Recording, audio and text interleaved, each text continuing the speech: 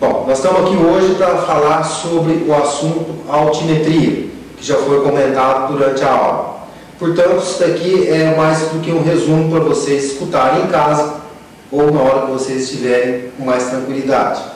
Bom, nós aprendemos então que o altímetro é um instrumento que funciona através da pressão estática, como eu dizendo, da pressão atmosférica. Como essa pressão, conforme a gente se eleva dentro dessa atmosfera, diminui na vertical, esse decréscimo de pressão, como nós já vimos, já vai atuar sobre as cápsulas do aneroide, elas vão dilatar, indicando então para a gente maior ou menor distância vertical. Porque o altímetro em si nada mais é do que um instrumento burro, ele vai medir em função daquilo que a gente ajustou. Então, para a gente entender mesmo o altímetro, nós temos que saber os tipos de ajuste. Mas antes disso, nós temos definições sobre as distâncias verticais que esse mesmo mede.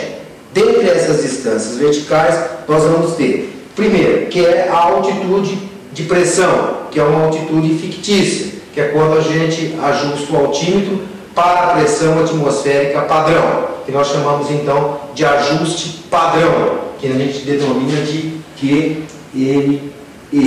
O ajuste QNE vem a ser o ajustar o meu altímetro na pressão de 1013 HPA.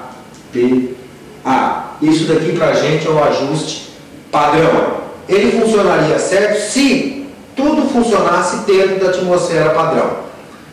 Mas é um ajuste extremamente importante para a gente voar em rota, para a gente fornecer para a gente o que nós chamamos de altitude padrão, ou altitude pressão, ou simplesmente nível de voo, ou FL, Fly Level. Quando a gente voa em rota, então nós mantemos sempre o nosso altímetro ajustado nessa atmosfera hipotética, como ela dizendo, cuja pressão ao nível médio do mar dessa atmosfera hipotética seria de 1013 HPA. Então nós vamos ter o seguinte, que onde estiver superfície isobárica padrão de 1013 HPA, pela minha aeronave aqui, essa distância vertical entre a aeronave e essa superfície isobárica padrão eu denomino de altitude de pressão ou nível de voo. Em função deste nível, a gente mantém então o que nós chamamos de nível de voo de cruzeiro, de rota, sempre ajustado no QNE, que é o ajuste padrão. O altímetro nos fornece nível de voo ou FL.